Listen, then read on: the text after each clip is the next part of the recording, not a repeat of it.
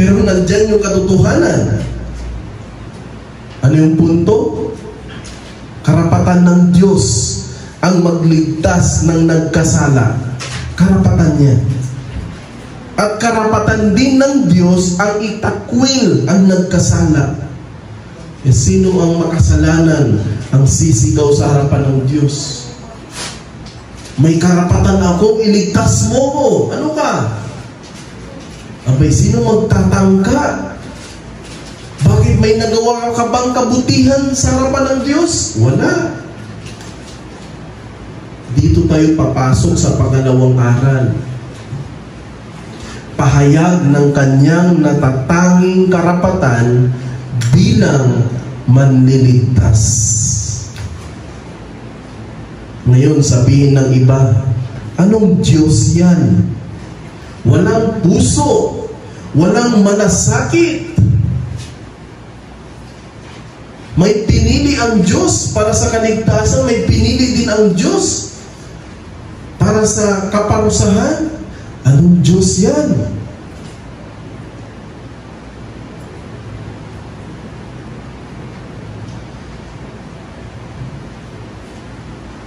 Meron pong isang bagong nagre-reforma o merong isang reformed na Kristiyano. Sa kapitbahay niya ay hindi reform. At para sa kanya, hindi niya lubos maintindihan kung yung pinaparinggan ba ng sermon na ito doon sa reform or doon sa kanila mismo na dapat sila ay makinig kung tunay talagang salita ng Diyos, sila ay makinabang doon sa salita ng pastor at mabago yung buhay nila kung tunay talagang salita ng Diyos yung binabahagi or pinaparinig lang yung sermon doon sa YouTube. Sermon ng Bible Baptist Pastor. Pinaparinig niya lang siguro doon sa kapitbahay niya. And what strikes him most is yung pahayag ng pastor ng Bible Baptist. Sabi niya, hindi tayo naniniwala sa election. Hindi tayo naniniwala sa Presbyterian. Hindi tayo naniniwala sa turo ng Calvinism. Yung nagtuturong may pinili na daw ang Diyos. Ang problema daw dun ay kung may pinili na ang Diyos, hindi na daw tayo dapat magbahagi pa ng Ebanghelyo sa mga tao dahil meron naman daw pinili na ang Diyos. At ito yung argumento nila. Useless na. Useless na magbahagi pa tayo dahil may nauna naman ng pinili ang Diyos.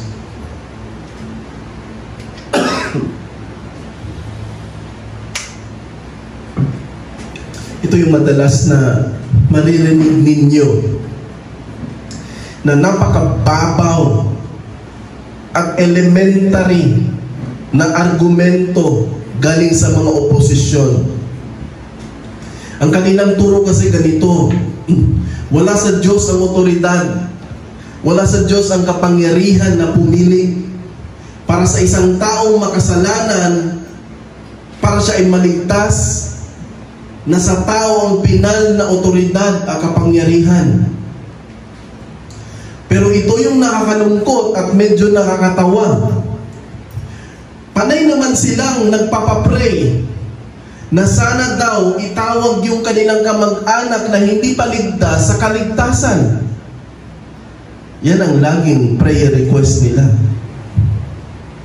Eh kung hindi tayo naniniwala na nasa Diyos, nasa kalooban niya, na siya ang tumatawag ng makasalanan na tao para sa kanyang biyaya sa kaligtasan, eh, bakit ka panay prayer request? Pastor, pag-pray mo nga yung kamag-anak ko. Bakit? Para siya ay tawagin ng Diyos sa kaligtasan. Teka muna, di ba? Ang kaligtasan ay nasa kamay ng tao. Bakit magpapapray ka? Di ba inconsistent ka na doon? Inconsistent ka na. Kung naniniwala ka na it's really up to the free will of man para siya ay maligtas, bakit ka ngayon magpapapray? Bakit ka iiyak sa Diyos? Panginoon, tulungan mo nga itong kapitbahay ko, tulungan mo nga itong kamag-anak ko, tulungan mo nga siya, Panginoon, nawa ay masumpungan din siya ng biyaya.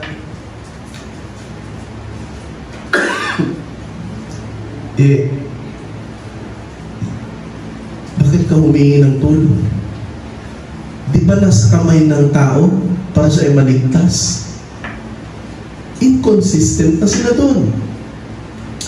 Yung man-centered doctrine ng mga grupo na ito ay lalo lamang nagpapababaw sa dakilang karakter ng soberanong Diyos. Hindi natin tinatanggap ang ganitong paglalapastangan sa karakter ng Diyos.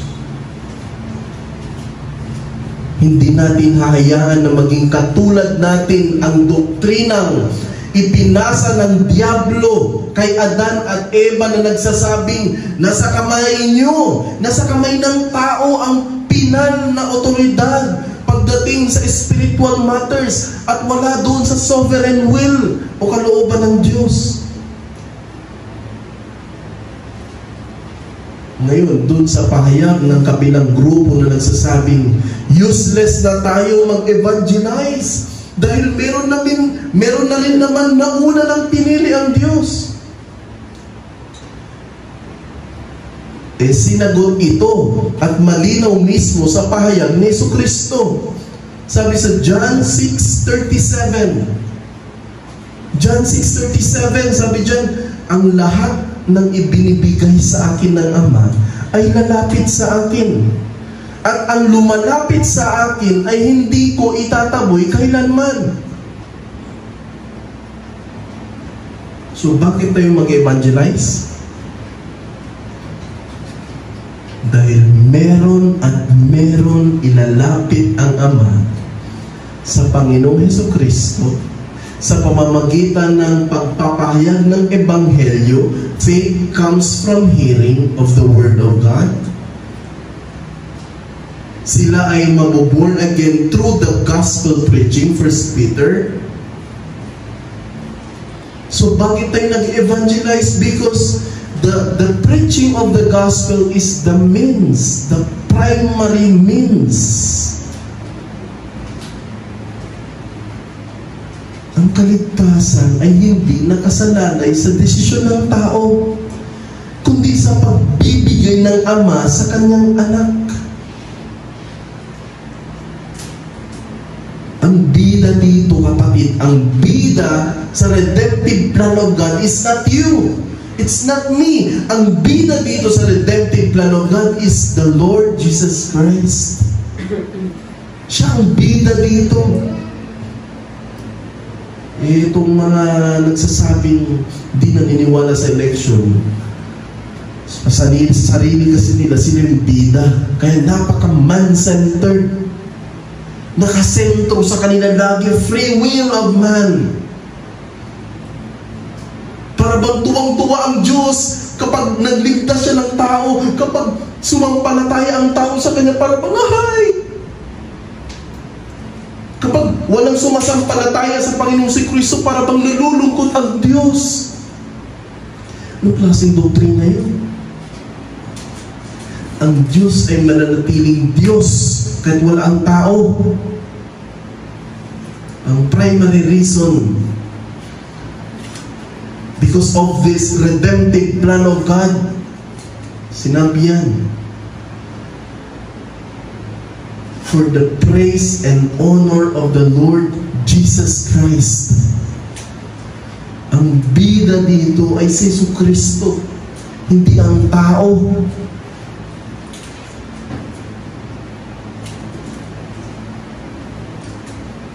Ang mga tunay na hinirang ng Diyos ay tiyak na lalapit kay Jesucristo at hindi sila kailanman itatakwil. Hindi sila itatakwil. Kaya bakit tayong mga Calvinist na mag-share sa labas? Dahil hindi sila itatakwil ng Diyos. John 6:44, walang makakalapit sa akin malibang ang Ama na nagsugo sa akin ang magdala sa Kanya, at siya'y muli kong bubuhayin sa huling araw. Ang tao sa kanyang makasalanan kalikasan ay hindi niya kayang lumapit sa Diyos sa kanyang sariling kakayahan. Malinaw yan sa Romans chapter 3 verses 10 to 11. Hindi ganito ang turo ng kabila. Sa kanila, oo, makasalanan ang tao, pero walang epekto ang kasalanan sa tao para hadlangin siya para hindi makalapit sa Diyos. Pakababaw. Ito ang definition nila sa sin. Sin has no dominion over me. Sila naniniwala na sila ay sinner. At the same time, naniniwala sila na kaya din nila lumapit sa Diyos. Pero with all these texts, proofs na nagsasabing ang tao sa kanyang makasalanan, sa kanyang kasalanan siya ay patay, siya ay hindi nakakalapit sa Diyos, siya ay patay sa kanyang kasalanan, lumalaban siya lagi sa Diyos, ayaw niyang pakinggan ang Diyos. Para sa kanila, sin has no dominion over me. My decision is powerful than my sin. That's why I can still come to God.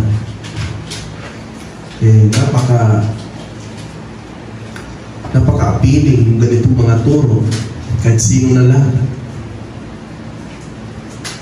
Napaka-personal sa akin to dahil nakita ko ang mga grupong nagsasabing they believe in God's predestination and truly have a high view and honor the Lord. They honor the Lord in their lives. While yung ibang grupo na panay yung pambabatikos sa doktrina ng biyaya o sa election, na si Prince of Preachers mismo, na si Charles Spurgeon mismo ang nagsasabing biblical ang turo na ito. Sila naman itong hindi mo nakikitaan ng kabanalan sa buhay. So yung panay ng pambabatikos dito sa sovereignty ng Panginoon, sa election, sila nagsasabing hindi sila naniniwala sa election, sa predestination, sa sovereignty ng Panginoon. Sila naman itong ang buhay nila ay hindi mo nakikitaan ng kabanalan. Sabi sa 1 Corinthians chapter 13 verse 2, ang kaalaman na walang pag-ibig ay walang halaga. Ang kaalaman daw na walang pag-ibig ay walang halaga. Yung sinasabi mong may alam ka, tingnan mo yung ugali mo. Anihin ko yung kaalaman mo kung nakita mo yung ugali mo. Sabi sa Titus 1:16, ang pagpapahayag ng pananampalataya ng walang pagsunod ay pagsisinungaling. Tandaan nyo yan, Titus 1:16. Ang pagpapahayag ng pananampalataya, sinasabi mong Kristiyano ka, ng walang pagsunod ay pagsisinungaling. Ang tawag sa iyo ay sinungaling ka.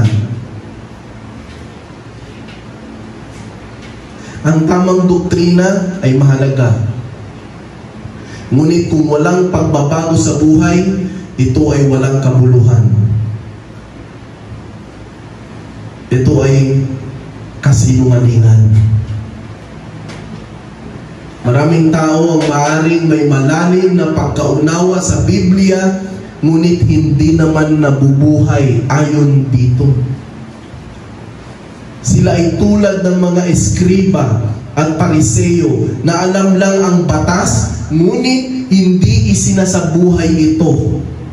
Mateo 23 verses 27 to 28. Sabi sa Lucas chapter 6 verse 46, bakit ninyo ako tinatawag na Panginoon, Panginoon, ngunit hindi ninyo ginagawa ang aking sinasabi? Di ba? Ito yung mga taong malalakas yung boses sa pulpito, sa social media, panay yung tira. Pero ito naman yung mga taong nakikita mo sa kanilang pamumuhay, hindi mo nakikitaan ng kabanalan, lumalakad sa katwiran. Tawag sa kanila mga ipokrito, mga pariseyo. Lalakas ng loob na ipakita sa iyo, iparinig sa iyo na kayo ay mali, kami ang nasa tama. Pero tinignan mo yung buhay nila, hindi naman tumatama. May tama yung utak.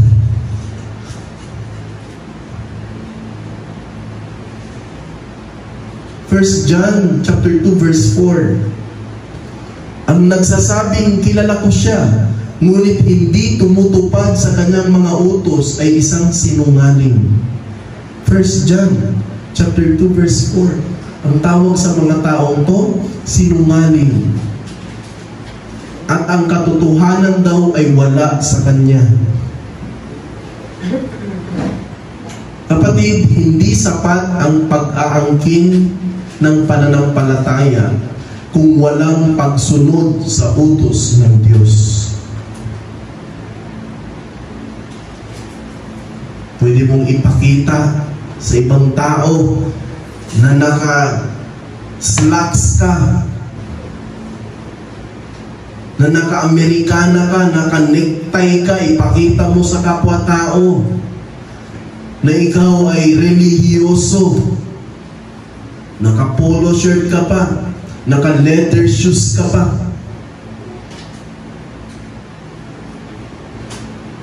Pero kung hindi mo tinutupad ang mga utos niya, ang tawag sa iyo ay sinungaling ka.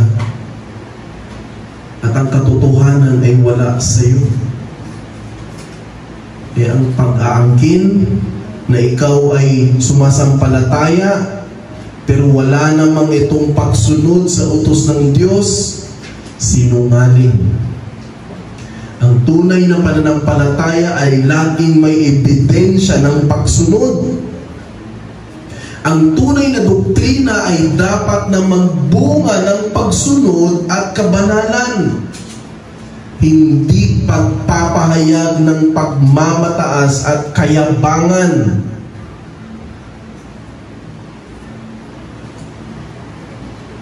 Yung ipapakita mo sa ibang tao na ikaw ay tama at sila ay mali, magdahan-dahan ka. Tignan mo yung sarili mo. Kasi pag may nakitaan sa'yo na hindi maganda, mas accountable ka. Yung sinasabi mong nasa tama kami at kayo ay mali, pero sa totoo, sa iyong pamilya, the way you live your life, ay maraming questionable. Tawag sa iyo, sinungaling ka. Yan ang mga tao mapagmataas. Hindi lang sa pera, kahit sa reliyon, sa spiritual, mapagmataas at mayabang. Kung tinanong mo, alam mo ba ito? Hindi. O explain mo nga, basta. Hindi mo nga ma-explain. Ang punto natin dito, ang paglapit kay Kristo ay bunga ng pagtawag ng Diyos. Ito ay isang biyaya at hindi isang desisyon ng tao lamang. Hindi ko pwedeng sabihin na desisyon ko talaga, bakit naligtas ako? Parang napakayabang ko naman. Maiimpyerno ba ang isang tao kapag sinabi niyang, pinili kasi ako ng Diyos, kaya ako ay sumampalataya sa Diyos nung narinig ko yung Ebanghelyo? Maiimpyerno ba yung taong yun sa kanyang ganong klaseng doktrina? O sa ganitong turo, o sa ganitong pananaw? Naligtas ako dahil pinili ko ang Diyos. Dahil kung hindi ko pinili ang Diyos, wala. Malulungkot ang Diyos. Hindi ba mas nakakapagbigay ng honor, nakakapagbigay ng praises and adoration doon sa Diyos kapag sinabi mo ang Diyos lamang sa kalooban niya?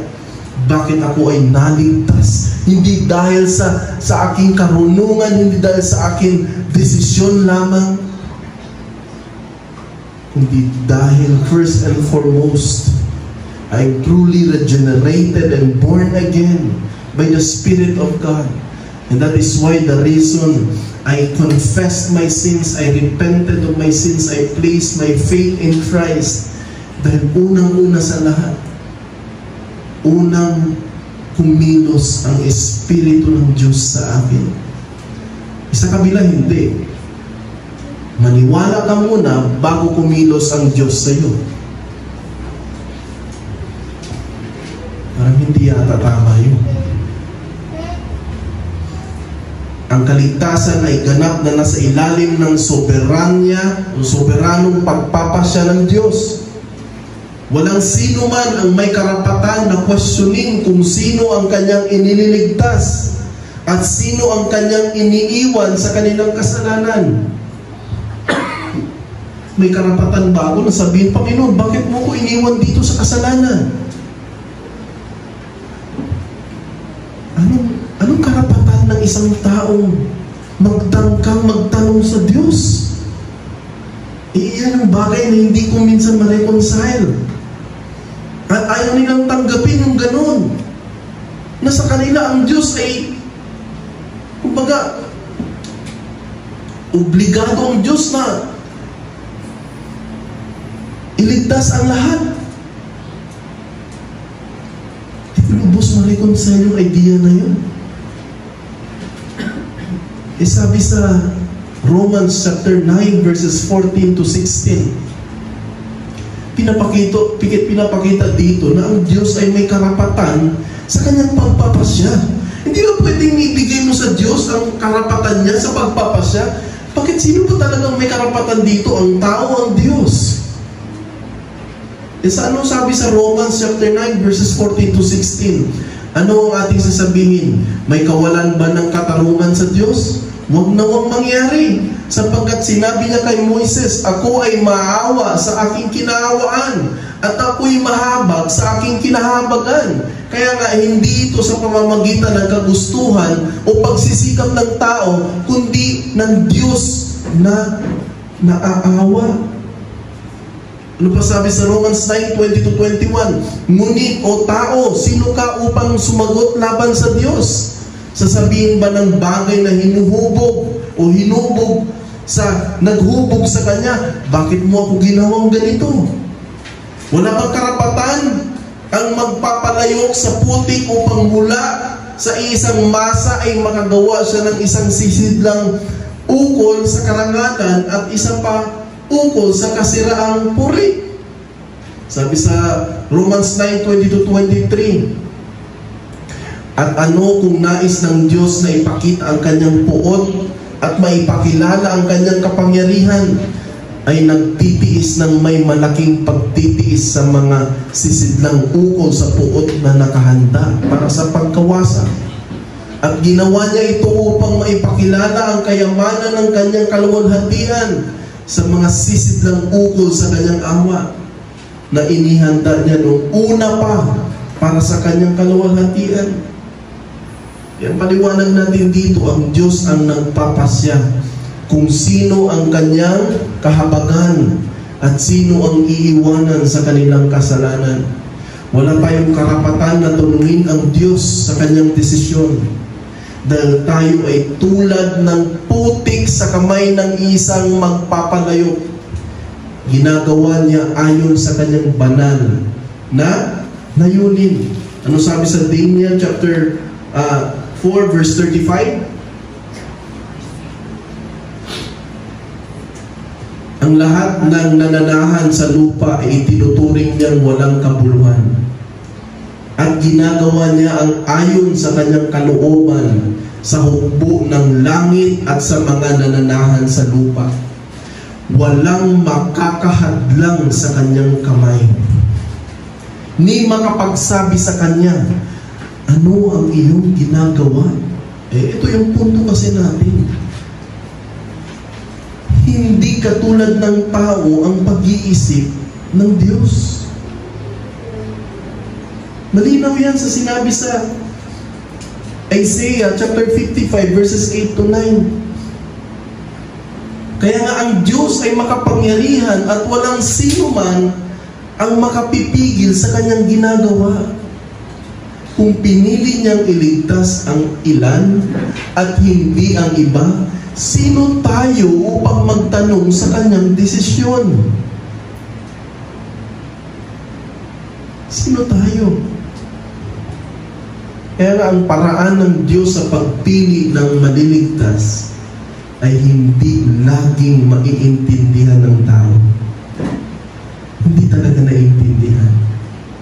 Lalong-lalo na itong mga reprobate. Ito yung kausap ng Panginoon Jesucristo dito sa John 10. Yung mga Pariseo. Kunwari, they are so eager to learn. Pero kung sabi ng Panginoon Jesucristo, ilang beses ko na nasabi ito Pero ang inyong hindi pagkaunawa simply shows that you do not belong. You do not belong to my sheep. Hindi talaga kayo kabilang kasi.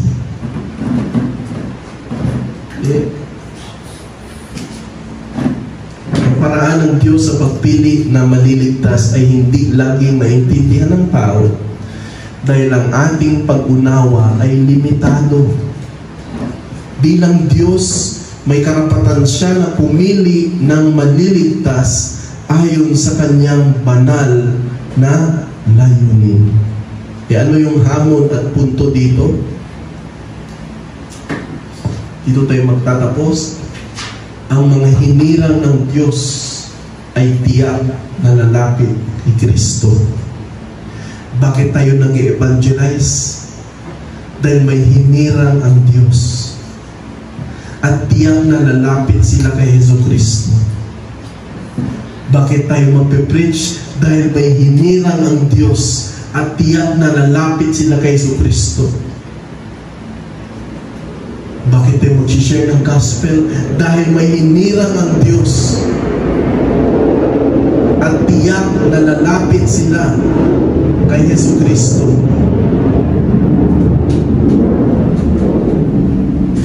Bakit nagpapatuloy tayo sa ating evangelism? Dahil may hinirang ang Diyos at tiyak na lalapit sila kay Jesucristo. Sapagkat sila ay ibinigay ng Ama sa Kanya. At walang sino man ang makalalapit kay Kristo sa kanilang sariling kakayahan, kundi sa pamamagitan ng pagtawag ng Diyos. Kaya kung ikaw at ako ay tunay na naniniwala na ikaw ay hinirang ng Diyos, ipakita mo yung bunga mo. Sa paanong paraan? Sa iyong pagsunod sa utos ng Diyos. Ipapakita mo yan sa iyong bunga na ikaw ay tunay na sumusunod sa mga utos ng Diyos. At ito yung ito yung pag-asa po natin. Ito yung pag-asa natin, mga kapatid. At nawa tayo ay tunay na naliwanagan dito sa aral para sa ating preaching of the gospel. Tayo po ay manalangin.